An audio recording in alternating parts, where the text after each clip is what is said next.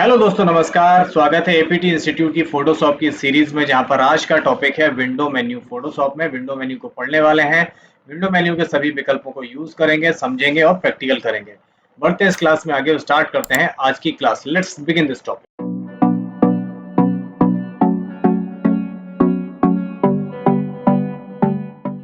तो दोस्तों, हम आ गए हैं फोटोशॉप पे। फोटोशॉप पे एक इमेज हमारी खुली हुई है। विंडो मेन्यू के सभी विकल्पों को यूज करेंगे। पहला विकल्प है यहाँ पे डॉक्यूमेंट। ये आपको डॉक्यूमेंट को देखने की व्यवस्था बताता है। डॉक्यूमेंट आप किस तरीके से व्यवस्थित कर सकते हो, कैसे देख सकते हो।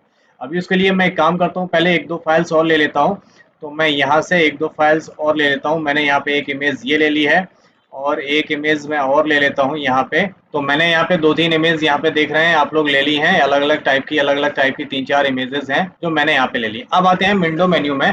तो पहला ऑप्शन जो डॉक्यूमेंट है, डॉक्यूमेंट में आपको अपने जो यहाँ पे विंडो खुली है, जो डॉक्यूमेंट्स खुले हैं, उनको देखने की परमिशन मिलती है। कैसे देख सकते हो, जैसे कास्केड करेंगे तो उस पर क्लिक करेंगे तो सारी इमेज आपकी देखिए यहाँ पे कास्केड स्टाइल में खुल गई। देखिए एक आगे पीछे, एक के पीछे, इसके पीछे, इसके पीछे, ये इधर ऊपर नीचे एक के ऊपर एक कास्केड स्टाइल में इसने लगा दी है।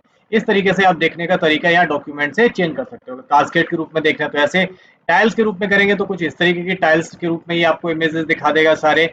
अगर आप इन्हीं को अरेंज आइकन के रूप में करेंगे तो इस तरीके से ये आप अपने हिसाब से इनको अरेंज कर सकते हो। जैसे आपको लगाना वैसे आप इनको कर सकते हो। उसी तरीके से अगर आप इन सबको बंद करना चाहते हैं तो आप क्लोज ऑल कर देंगे। सभी विंडो एक बार में बंद भी हो जाएंगी यहाँ से, इस तरीके से। इसके बाद यहाँ पे अगला ऑप्शन आता है न्यू विंडो। अगर आप नई विंडो लेना चाहते हैं, जैसे अभी हमारे पास ये 5.jpg खुली है, इसी की हमें न्यू विंडो बनानी है, तो हम यहाँ न्यू विंडो पे कर देंगे। उसकी देखिए एक विंडो ये थी और एक दूसरी विंडो इसने बना के रख दी है। ऐसा हम इसकी डुप्लीकेट फाइल या डुप्लीकेट विंडो बना सकते हैं।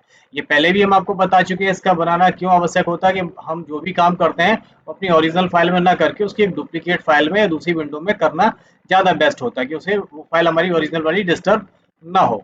और इसी को अगर हमें बंद करना है तो हम यहाँ पे आके इसको क्लोज भी कर सकते हैं यहाँ से। इसके बाद अभी हमारे पास दो फाइल खुली हैं, जैसे यहाँ पे ये 1 और 2, तो हम यहाँ से इनके ऊपर आ भी जा सकते हैं, साइक्लिंग कर सकते हैं। इस पे जाना कि इस पे जाना, इस पे जाना कि इस पे जाना, वो सारी चीजें हम यहाँ से कर सकते हैं। अगला ऑप्शन है यहाँ पे वर्क स्पेस का। वर्क स्पेस का मतलब जो आप यहाँ पे वर्क काम कर रहे हो, ये आपकी जगह है, इसको हम वर्क स्पेस बोलते हैं। तो आप यहाँ पे जो जो चीजें देखना चाहते हो, अगर इस एटमॉस्फेयर को, इस लुक को सेव करना चाहते हो, तो आप यहाँ से सेव कर सकते हो। क्योंकि हमेशा आपको यहाँ पे टूल बॉक्स दिखे, ये इमेज दिखे, ये वाली ऑप्शन वाली बार दिखे आपको, तो इसको आप वर्क स्पेस को यहाँ से सेव कर सकते हो। और यहाँ से पैलेट, अगर जैसे कोई आपको यहाँ पे लेयर चाहिए तो आप इस तरीके का ये वाली सारी चीजें से लाके यहाँ पे वर्क स्पेस से इसको सेव कर दोगे और इसका वर्क स्पेस का नाम दे देंगे और सेव कर देंगे। ठीक है। अगर हम इसको यहाँ पे बंद कर दे रहे हैं और वापस से आएंगे यहाँ वर्क स्पेस से, तो यहाँ पे लिखा है वर्क स्पेस हमारा अनटाइटल 1 था। इसको हम वापस से क्लिक करेंगे तो देखिए हमारी सारी वर्क स्पेस वही आ जाएगी। यहाँ पे लेयर भी आ गई ऑटोमेटिकली। इसी वर्क स्पेस को आप डिलीट करना चाहते हैं तो यहाँ से डिलीट वर्क स्पेस कर देंगे, यहाँ से वर्क स्पेस डिलीट हो जाएगा। ठीक है। तो यहाँ से आप वर्क स्पेस बना सकते हो, उसकी कोई आवश्यकता नहीं होती है। चलिए, अगला ऑप्शन है यहाँ पे टूल्स का। तो यहाँ पे आपको ये टूल बॉक्स दिख रहा है, ये इसी वजह से दिख रहा है क्योंकि यहाँ पे इस पे टिक लगा हुआ है। इस पे अगर हम अनटिक कर देंगे तो यहाँ से टूल बॉक्स हाइड हो जाएगा। इसको वापस लाने की आप इस पे क्लिक करेंगे, दिख जाएगा। अगला ऑप्शन है यहाँ पे ऑप्शन। ऑप्शन पे जैसे ही अनटिक करेंगे तो देखिए यहाँ पे जो ऑप्शन की बार आ रही थी वो हट गई है। इसको वापस लाने के लिए आप ऑप्शन पे क्लिक करेंगे तो यहाँ से ये ऑप्शंस की बार आपको दिखने लगेगी। क्योंकि सारी इस मेन्यू में जितने भी ऑप्शन है वो सारे शो हाइड करने के लिए होते हैं। वो चीज दिख रही है या नहीं दिख रही तो आप यहाँ से ला सकते हो। जैसे अगला ऑप्शन है फाइल ब्राउजर। तो आप इस पे क्लिक करेंगे तो आपके सामने इस तरीके का फाइल ब्राउजर आ जाता है। यहाँ से आप अपनी फाइलों को ले सकते हो, देख सकते हो। आप अपने कंप्यूटर में जा सकते हो, यहाँ पे होम पे, यहाँ पे गैलरी पे, डॉक्यूमेंट में, कहीं पे भी जाके आप अपनी इमेजेस को यहाँ से ले सकते हो, देख सकते हो। तो अगर वो दिख रहा है तो ठीक है, नहीं तो आप यहाँ फाइल ब्राउजर पर क्लिक करके देख सकते हैं। अगला ऑप्शन है नेविगेटर। अगर आपको यहाँ पे नेविगेटर नहीं दिख रहा है, साइड में नेविगेटर नहीं दिख रहा है, तो आप इस पे क्लिक करेंगे, आपके सामने नेविगेटर आ जाता है।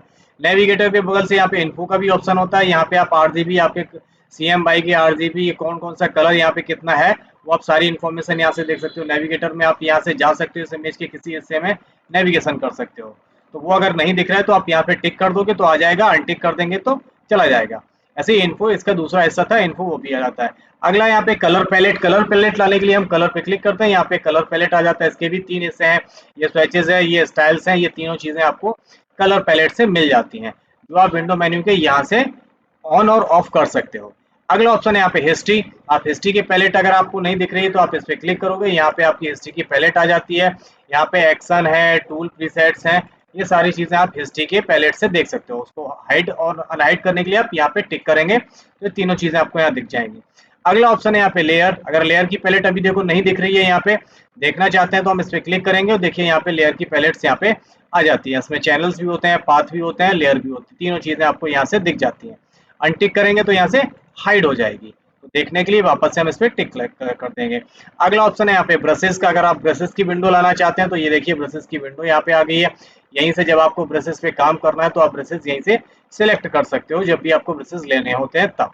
इसी को अनटिक कर देंगे तो ये हाइड हो जाएगी। अगला ऑप्शन है यहाँ पे करेक्टर। तो यहाँ पे करेक्टर पैलेट्स आ जाती है। यहाँ पे जब भी हम इस करेक्टर का यूज करते हैं लिखने के लिए तो इसकी सारी सेटिंग हम यहाँ से कर सकते हैं। फ़ॉन्ट का नाम, bold style, italic, underline, size, सारी चीजें, कलर वगैरह, हम सारी चीजें पैराग्राफ और करेक्टर पे यहाँ से सारी सेटिंग कर सकते हैं। तो उसको लाने के लिए हम यहाँ करेक्टर पर क्लिक करते हैं। सेम इसी तरीके से इसके बगल में पैराग्राफ की ऑप्शन भी आती है।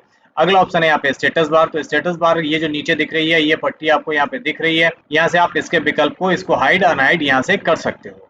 ठीक है, फिलहाल ये ऑप्शन डीएक्टिवेट है, डीहाइलाइटेड दिख रहा है।